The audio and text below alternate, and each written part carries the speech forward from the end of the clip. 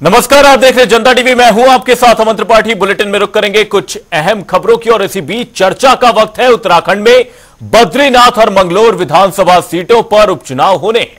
दोनों सीटों पर बीजेपी की ओर से उम्मीदवारों का ऐलान भी हो चुका है। बीजेपी ने बद्रीनाथ सीट से राजेंद्र सिंह भंडारी और मंगलोर सीट से करतार सिंह भड़ाना को टिकट दिया है। बता दें कि बद्रीनाथ सीट से टिकट पाने वाले राजेंद्र सिंह भंडारी वही हैं जिनके बीजेपी में शामिल होने से ही यह सीट खाली हुई है। बात करें मंगलोर सीट की तो यहां बसपा के प्रत्याशी सरबत करीम अंसारी के निधन के बाद यह सीट खाली हुई है। यहां बीजेपी ने करतार सिंह भड़ाना को टिकट दिया है। करतार सिंह भड़ाना भी इनेलो, बीजेपी, राष्ट्रीय लोकदल, बसपा से होते हुए बीजेपी में आए हैं। इस तरह से यह भी कहा जा सकता है कि उत्तराखंड में बद्रीनाथ और मंगलौर सीट की जनता यह तय करेगी कि राजनीति में अवसरवादियों की कितनी जगह दी जानी चाहिए।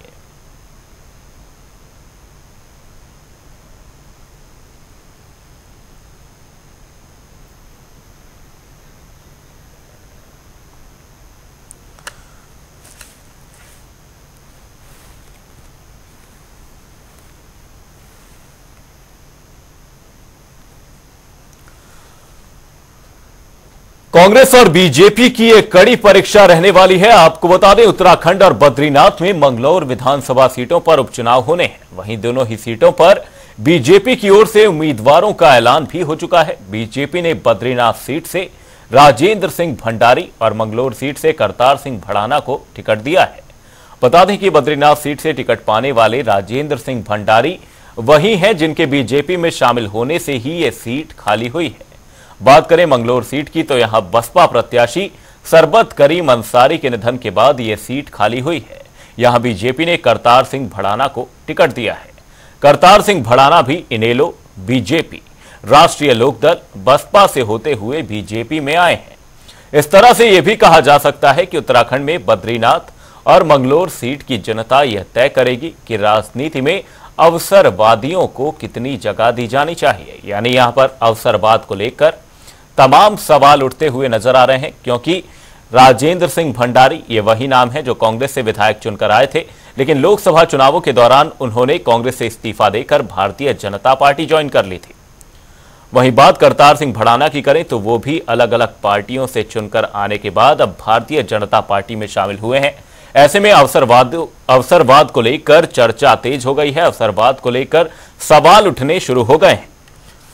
और बता दें कि बीजेपी ने बद्रीनाथ से राजेंद्र सिंह भंडारी और मंगलोर विधानसभा सीट से करतार सिंह भड़ाना को टिकट दिया है और इन दोनों ही सीटों पर उपचुनाव होने हैं, जहां पर एक सीट पर प्रत्याशी के निधन से वो सीट खाली हुई, जिसके बाद से चुनाव करवाए जा रहे हैं। वहीं दूसरी ओर बात अगर राजेंद्र भंडारी की सीट की करें तो वो सीट उनके ही इस्तीफे से खाली हुई थी, जिसके बाद से अब उत्तराखंड में इस सीट पर उपचुनाव करवाए जा रहे हैं।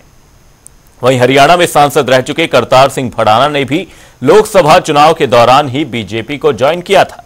उस वक्त बीजेपी प्रदेश अध्यक्ष महेंद्र भट्ट ने विपक्ष के विधायकों व नेताओं को साफ तौर पर यह कहा था कि वे अपनी विधायकी छोड़ भाजपा में शामिल हो जाएं।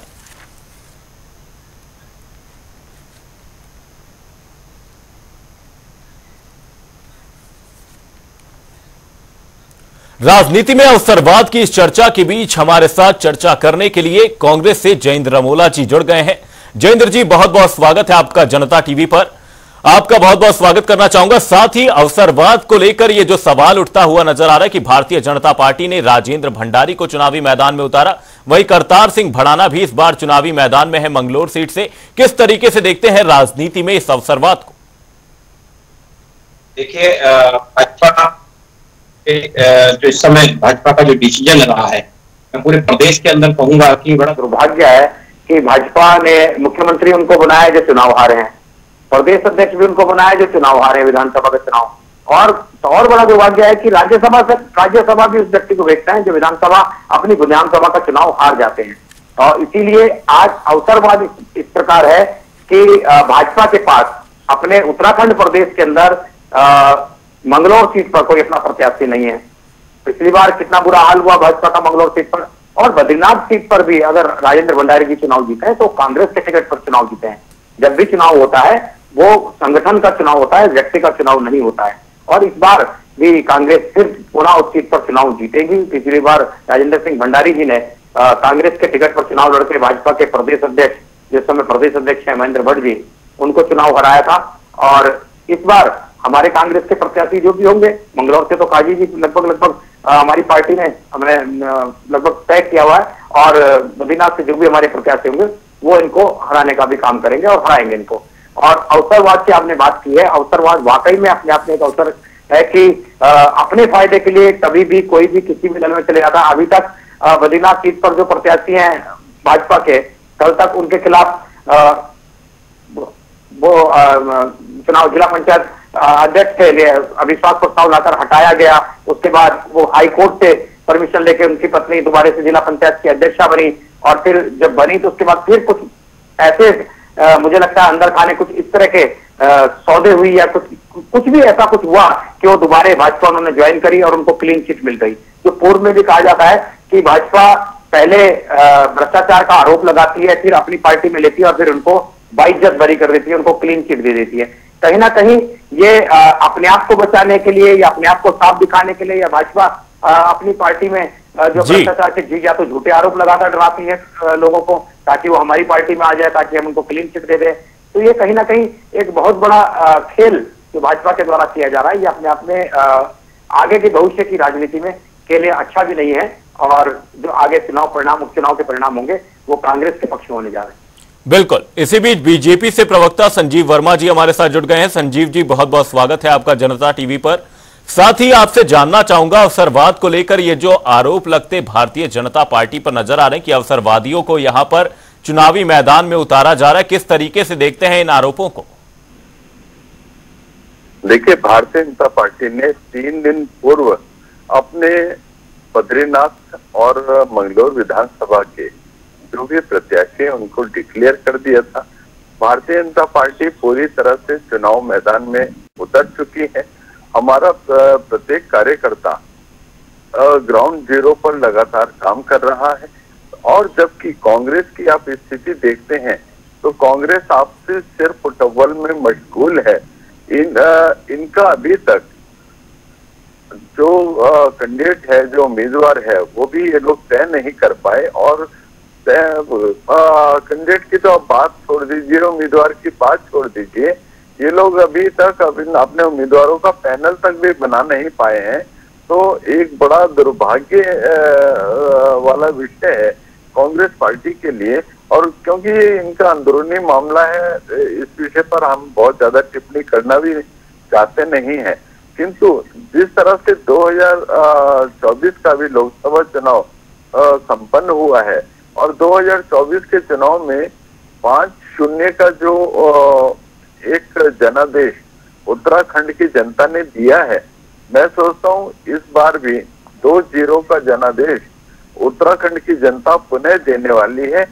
तो यानी कि भारतीय जनता पार्टी के पक्ष में उपचुनाव की दोनों की दोनों सीटें, और कांग्रेस पार्टी को उपचुनाव में 0 से संतोष करना पड़ेगा। और एक बड़ी बात और भी है, लगातार उत्तराखंड मिथक तोड़ने का जो एक रिकॉर्ड बना रहा है। आप यदि पूर्व में जाते हैं तो एक इस तरह का मिथक था कि एक बार भारतीय जनता पार्टी और एक बार कांग्रेस पार्टी की सरकार यहाँ पर बनती है। उस मिथक को भी तोड़ने का काम भारतीय जनता पार्टी ने किया। 2017 के बाद पुनः 2022 में जनता पार्टी की सरकार बनी, और अब एक मंगलौर का भी एक मिथक जो रहा है कि विगत कई सारे चुनाव में मंगलौर में कांग्रेस पार्टी या विपक्ष की विधायक रहा है।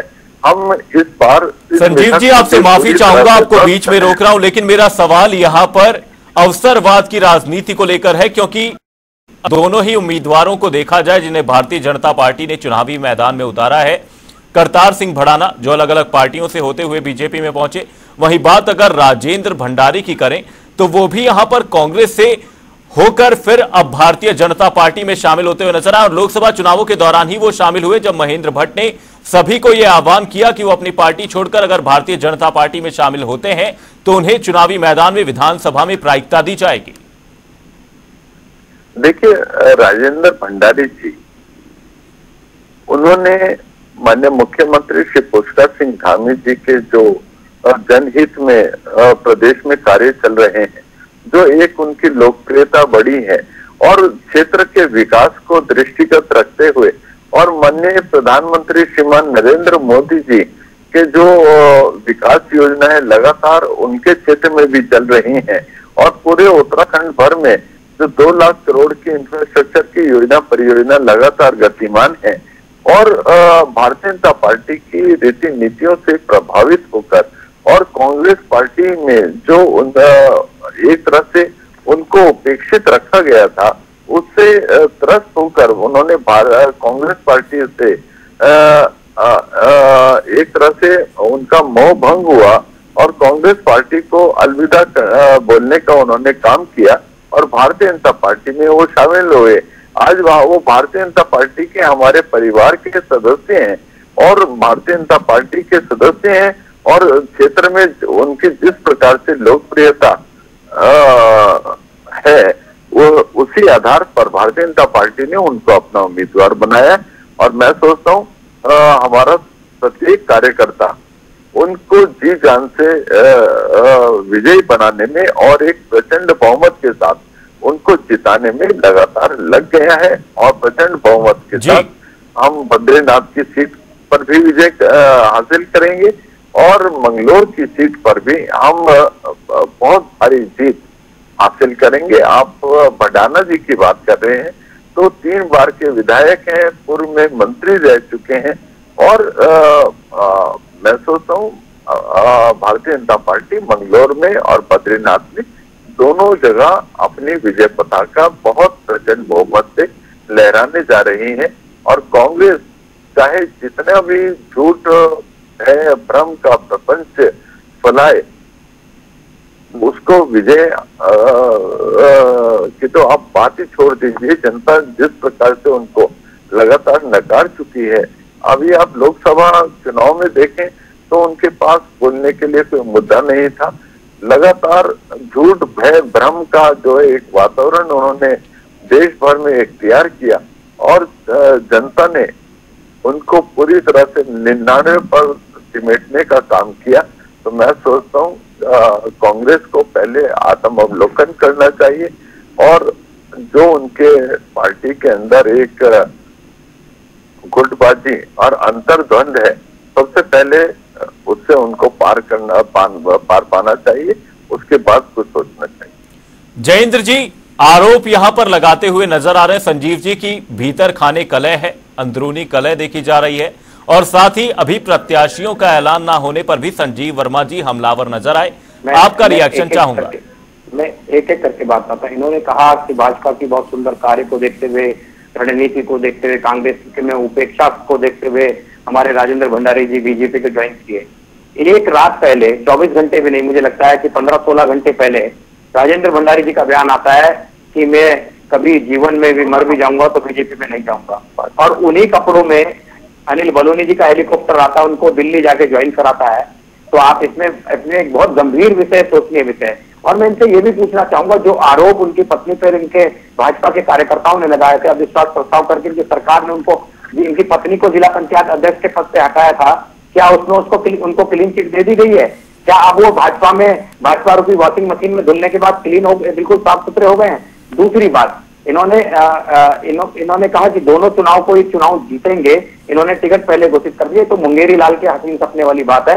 मंगलौर में उत्तराखंड बनने से लेकर आज तक इनका कोई विधायक अभी तक नहीं बना है और पिछली बार भी कौन से नंबर पे रहा मंगलौर में उसके दिले। और इस समय लोकसभा चुनाव में भी 25,000 के आसपास इनके लोकसभा के प्रत्याशी मंगलौर विधानसभा के चुनाव आ रहे हैं। तो मंगलौर में तो इनका सपना का सपना रह जाएगा। और राजेंद्र भंडारी जी, अगर बिल्कुल जयेंद्र जी, आपको इस बीच रोकना चाहूंगा और एक आंकड़ा पेश करना चाहूंगा।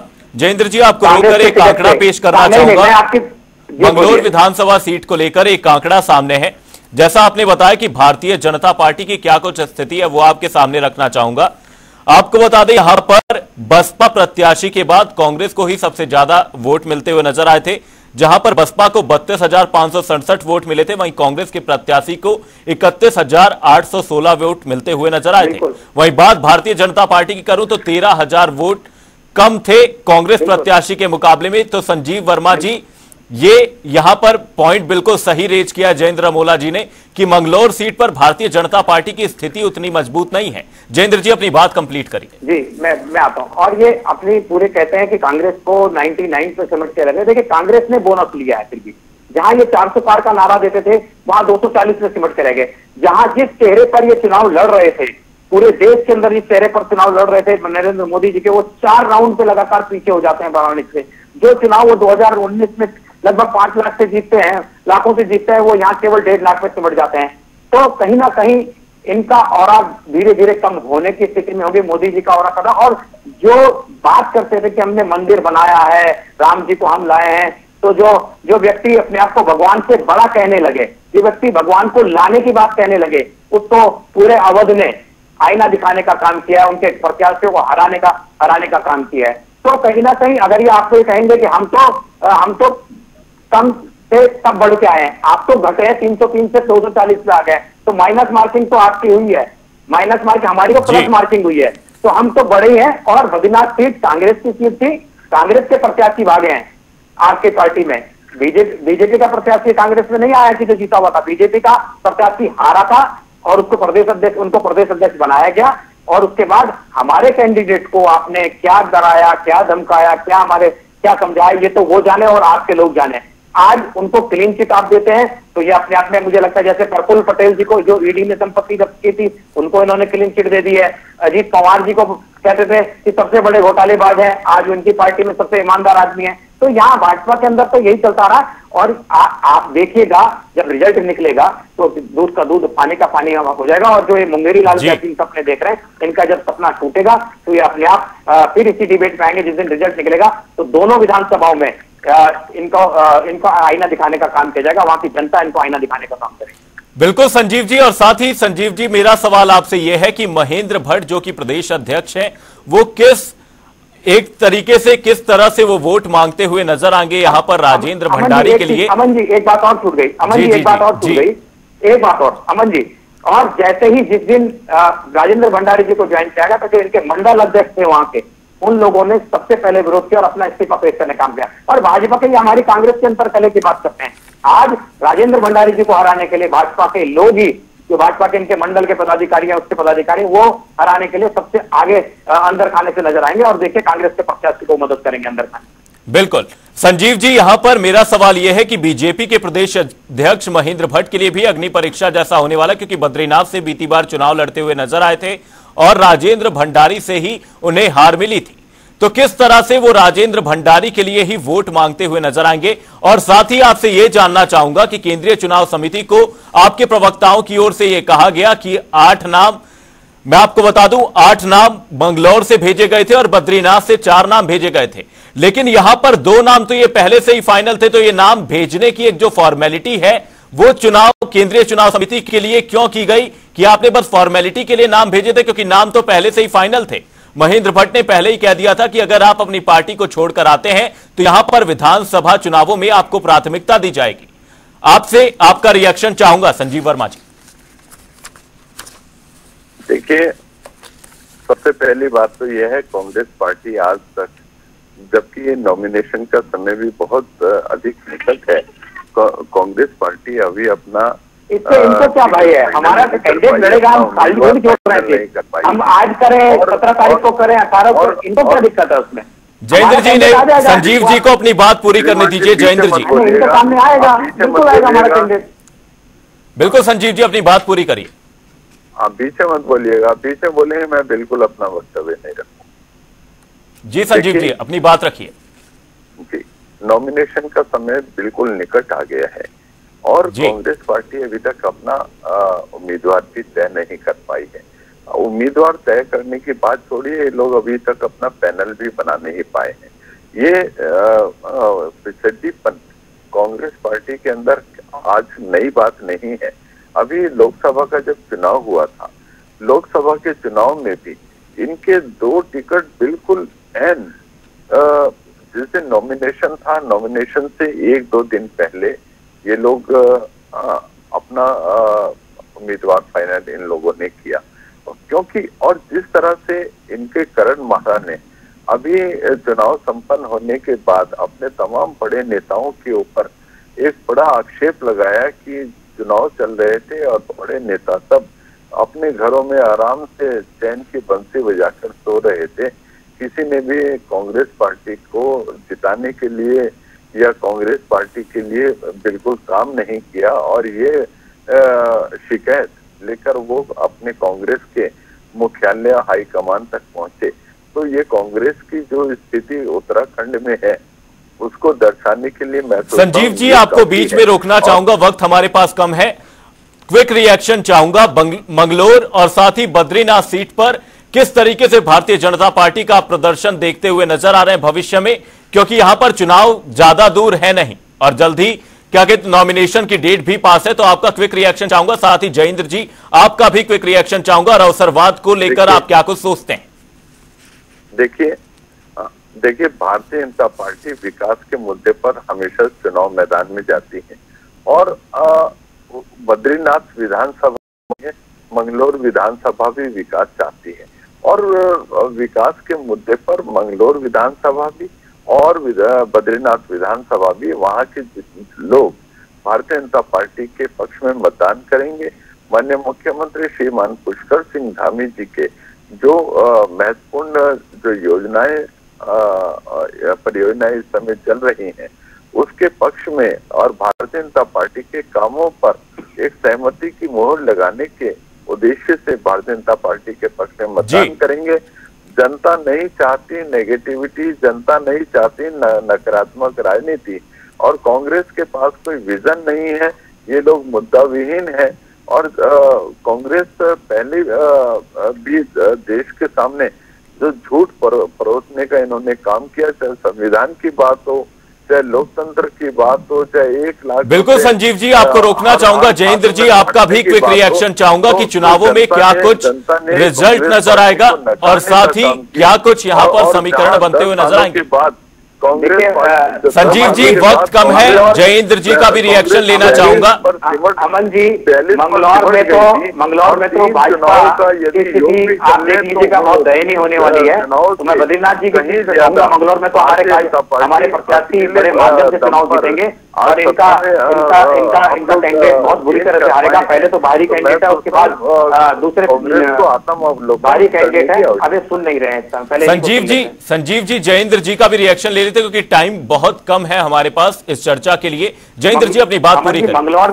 मंगलौर में पिछले रिकॉर्ड के हिसाब से इस बार भी हम चुनाव बड़े जोरदार तरीके से जीतेंगे। और बद्रीनाथ जी में एक बड़ा अंतर ये रहेगा, बड़ा मामला ये रहेगा कि वही राजेंद्र भंडारी जी जोशीमठ में के भूदसाव को लेकर सरकार को लगातार घेरने का काम कर रहे थे, और जब वो धरने पर बैठे थे तो इनके हारे हुए विधायक जो महेंद्र भट्ट जी प्रदेश अध्यक्ष इस समय, वो वहां पर बैठे हुए लोगों को आतंकवादी या दूसरे तरह का कहने का काम करते। अब वो किस मुंह से वोट मांगने उनके पास जाएंगे कि कल तक आप इन्हीं को गालियां दे रहे थे, आज इन्हीं की पार्टी से वोट मांगने के लिए आए, तो वो जवाब उनको वहां जनता के बीच में देना पड़ेगा। और कांग्रेस का प्रत्याशी जो पिछली बार कांग्रेस के टिकट पर राजेंद्र भंडारी चुनाव जीते, इस बार कांग्रेस का प्रत्याशी बद्रीनाथ जी से चुनाव जीत कर आएंगे और दोनों सीटें हम लोग जीतेंगे। और ये जो विकास और उसकी बात करते हैं, जोशीमठ की स्थिति आज जोशीमठ के लोग जानते हैं क्या स्थिति है। और बद्रीनाथ जी में जो यात्रा की 4 धाम यात्राओं की व्यवस्थाओं को लेकर अगर आप जाके देखेंगे तो अपने आप में सारी व्यवस्थाएं ध्वस्त हो गई है। तो जनता ने देख लिया है इनके बस का नहीं है। ये बड़ी बड़ी बातें करते हैं कि इतने लाख यात्री आ रहे हैं, इतने लाख यात्री आए। अरे भैया खाली पीठ थपथपाने से काम नहीं चलेगा, व्यवस्थाएं बनानी पड़ेगी। आज ऋषिकेश में वेडिंग पॉइंट पर बिल्कुल जयेंद्र जी यहाँ पर देखना होगा कि समीकरण क्या कुछ कहेंगे, जनता किसे सिरमौर चुनती है, उपचुनाव की जंग में कौन भारी पड़ेगा। बहुत बहुत धन्यवाद संजीव वर्मा जी और जयेंद्र अमोला जी आपके बहुमूल्य समय के लिए। विधानसभा उपचुनाव की जंग में कौन बाजी मारता है, अवसरवाद को लेकर सवाल लगातार जारी है। फिलहाल के लिए इस चर्चा में सिर्फ इतना ही कहा जाएगा नहीं। जनता टीवी पर खबरों का सिलसिला लगातार जारी है। तब तक के लिए नमस्कार।